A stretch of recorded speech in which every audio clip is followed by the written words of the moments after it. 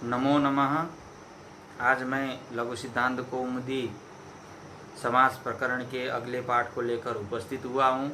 यह पाठ शास्त्री प्रथम वर्ष के उन छात्रों के लिए उपयोगी हैं जिन्होंने व्याकरण से इतर अन्य विषयों को प्रतिष्ठा विषय के रूप में स्वीकार किया है तथा उपशास्त्री के छात्रों के लिए भी उपयोगी है, अनिवार्य संस्कृत व्याकरण विषय के रूप में। तो इसके पूर्व हम लोगों ने यथाशक्ति यहाँ तक अध्ययन किया था, अर्थात यथाशक्ति इस रूप को सिद्ध किया था अव्ययीभाव समास में। तो इसके आगे अब अन्य उदाहरणों को हम लोग देखते हैं। तो इसके पूर्व एक सूत्र है, उसके अर्थ को भी हम लोग देखेंगे। अव्ययीभावे चाकाले ये सूत्र है। सह से स स्यात्, सह शब्द के स्थान पर स आदेश होता है। सह ये शब्द है, उसके स्थान पर स आदेश होगा, केवल दंत्य स एक होगा। अव्ययीभावे, अव्ययीभाव समास में अव्ययीभाव समास होने के बाद सह शब्द हो तो उसके स्थान पर स आदेश होगा, न तो काले। कालवाची अर्थात कालवाचक शब्द उत्तर पद में न हो तो, यदि कालवाचक शब्द उत्तर पद में हो तो वहाँ सह के स्थान पर स आदेश नहीं होगा। तो ये सूत्र क्या करता है, सह शब्द के स्थान पर स आदेश करेगा अव्ययीभाव समास में। तो इसका यही अर्थ है। अब हम लोग सिद्ध करेंगे सहरी। सहरी हरे सादृश्यम, हरि के समान, हरि के तरह, हरि के तरह ये अर्थ होने पर यहाँ यथा अर्थ से ही जब सादृश्य का भी ग्रहण हो रहा है तो यथा अर्थ होने के कारण अव्ययम विभक्ति संप्रति समृद्धि इस सूत्र के द्वारा यहाँ समास हो गया। इसका अलौकिक विग्रह होगा हरिंगस सह। हरिंगस सह ये अलौकिक विग्रह और लौकिक विग्रह हरे सादृश्यम ये लौकिक विग्रह है, हरिंगस सह यह अलौकिक विग्रह होने पर अव्ययम विभक्ति संप्रति समृद्धि विद्यार्थाभावा तेया संप्रति शब्द प्रादुर्भाव पश्चात यथानुपूर्व योग पद्य सादृश्य संपत्ति साकल्यांत वचनेषु इस सूत्र के द्वारा यथा अर्थ में समास हो गया। समास हो जाने के बाद कृतधित समासाश्च इस सूत्र से प्रातिपदिक संज्ञा कर लिया गया। प्रातिपदिक संज्ञा हो जाने पर सुपो धातु प्रातिपदिकयो इस सूत्र के द्वारा हरि के बाद जो नस है उसका लोप हो गया, लुक हो गया, तो हरि सह बना। हरि सह बनने पर अब यहाँ प्रथमा निर्दिष्टम समास उपसर्जनम इस सूत्र से सह को उपसर्जन संज्ञा किया, सह की उपसर्जन संज्ञा हो गई। क्योंकि अव्ययम विभक्ति संप्रति समृद्धि इस सूत्र में अव्ययम यह प्रथमांत पद से निर्देशित यहाँ पर सह शब्द है, इसलिए इसकी उपसर्जन संज्ञा हो गई। और उपसर्जन संज्ञा हो जाने पर उपसर्जनम पूर्वम से पूर्व प्रयोग हो गया, तो सह हरि ये स्थिति बनी। स हरि ये स्थिति बनने पर अब इस अव्ययीभावे चाकाले इस सूत्र के द्वारा सह शब्द के स्थान पर स आदेश कर लिया गया, तो स हरि ऐसा बना। स हरि बनने पर अव्ययीभावश्च इससे अव्यय संज्ञा, और अव्यय संज्ञा हो जाने पर एकदेश विकृत मननेवत इस परिभाषा के द्वारा प्रातिपदिक मानकर पुनः स्वादि विभक्ति की उत्पत्ति हुई, अर्थात सु की उत्पत्ति हुई। तो अव्यय संज्ञा होने के कारण अव्ययदाप सुप से उसका लुक हो गया, तो स हरि ये रूप सिद्ध हुआ। तो सभी विभक्तियों में स हरि ये बनेगा। उसी तरह अनुज्येष्ठम है, ज्येष्ठस्य आनुपूर्वेण, तो यहाँ अनुपूर्व्य अर्थ में तो ज्येष्ठ, ज्येष्ठ नस अनु, ज्येष्ठ नस अनु ऐसे अलौकिक विग्रह में अव्ययम विभक्ति संप्रति समृद्धि इस सूत्र से अनुपूर्व अर्थ में समास हो गया। समास हो जाने के बाद प्रातिपदिक संज्ञा किया। प्रातिपदिक संज्ञा करने के बाद सुपो धातु प्रातिपदिक सुप का लुक हो गया, तो ज्येष्ठ अनु बना। फिर प्रथमा निर्दिष्टम समास उपसर्जन से अनु की उपसर्जन संज्ञा हो गई, और उपसर्जन संज्ञा हो जाने पर उपसर्जनम पूर्व से पूर्व प्रयोग हो गया, तो अनु ज्येष्ठ बना। अनु ज्येष्ठ बनने पर एक देश विकृत मननेवत इससे प्रातिपदिक संज्ञा मानकर सु आया। फिर अनु ज्येष्ठ इस पद को अव्ययीभावश्च इससे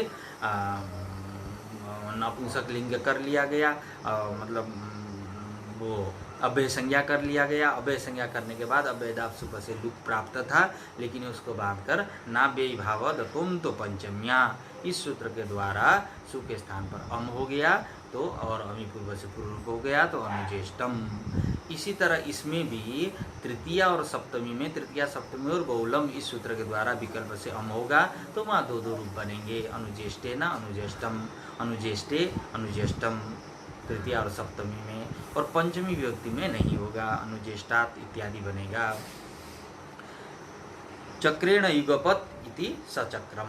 अब सचक्रम सिद्ध करना है। चक्रेण युगपत, चक्र के साथ एक साथ प्रवृत्त होते हैं भगवान इत्यादि अर्थ में। तो चक्रेण युगपत ये लौकिक विग्रह में चक्र टा सह, चक्र टा सह, इस अलौकिक विग्रह में यहाँ युगपत अर्थ में अव्ययम विभक्ति इस सूत्र से समास हो गया। समास हो जाने पर प्रातिपदिक संज्ञा हो गया, प्रातिपदिक संज्ञा होकर सुख का लुक हो गया तो चक्र सह बना, सह का पूर्व प्रयोग हो गया उपसर्जन संज्ञा हो जाने के बाद, सह चक्र बना।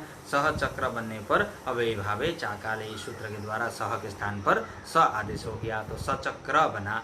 सचक्र बनने पर एकदश विगत मनन्यवत इससे प्रातिपदिक मानकर सु आया। फिर अव्यय संज्ञा हो जाने पर अव्ययदाप्सुप से लुक प्राप्त था तो नाव्ययी भाव दतुम तो पंचम्या से अम हो गया, अमी पूर्व से पूर्व रूप हो गया तो सचक्रम ये रूप बना। सदृशः सख्या ससखी, सदृशः सख्या ससखी, सखी टा सह, यहाँ भी अलौकिक विग्रह में सादृश्य अर्थ में समास हो गया। समास हो जाने पर सुख का लोप हो गया, पूर्व प्रयोग हो गया उपसर्जन संज्ञा होकर, सह सखी बना। अव्ययी भावे चाकाले इस सूत्र के द्वारा सह के स्थान पर स आदेश हो गया तो ससखी हुआ। ससखी हो जाने पर अव्यय संज्ञा होकर सु का अव्ययदाप्सुप से लुक हो गया तो ससखी ये रूप सिद्ध हुआ। छत्राणाम संपत्ति सछत्रम, तो यहाँ भी छत्र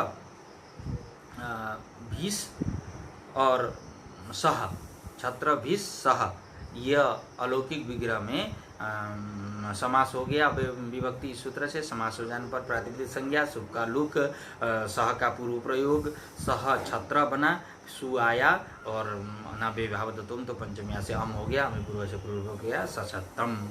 तृणम अपि अपरित्यज्य सतृणम, तो यहाँ भी तृण टा सह यह अलौकिक विग्रह में अव्ययम विभक्ति इससे समास हो गया।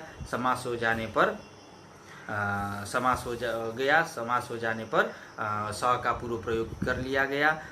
सुख का इत्यादि का लोप करने के बाद सह तृण बना, फिर सु आया उसको नाव्ययी भाव दतुम तो पंचम से अम हो गया सतृणम ये बना। अग्निग्रंथ पर्यंतम अधीते साग्नि, तो अग्निग्रंथ पर्यंतम ये लौकिक विग्रह में, अग्नि टा सह यह अलौकिक विग्रह में अव्ययम विभक्ति से समास हो गया। समास हो जाने पर सुख का लोप हो गया, उपसर्जन संज्ञा हो गया, पूर्व प्रयोग हो गया, सह के स्थान पर सह आदेश हो गया। अव्ययी भाव चाकाले से इससे सह अग्नि बना, सवर्ण दीर्घ हो गया साग्नि, और सु एकदश विभक्त मनन्यवत से प्रातिपदिक मानकर जो सु आया था उसको अव्ययदाप्सुप से लुक हो गया, अव्यय संज्ञा होकर साग्नि ये रूप बना। तो इस तरह से अव्ययम विभक्ति समृद्धि इन सूत्रों का इस सूत्र के जितने उदाहरण है, जितने अर्थ में बताए गए थे, अव्ययम मतलब विभक्ति, समीप, समृद्धि, वृद्धि, अभाव इत्यादि जो अर्थ है उसको लेकर ये उदाहरण पूरे हो गए। सब उदाहरण को यहाँ बता दिया गया। तो इसमें विशेष ध्यातव्य यही है कि अव्यय समास कर मतलब समास करने के बाद तो प्रातिपदिक संज्ञा करना है कृतधित समासाश्च से, उसके बाद सुपो धातु प्रातिपदिक से सुख का लुक करना है, फिर उसको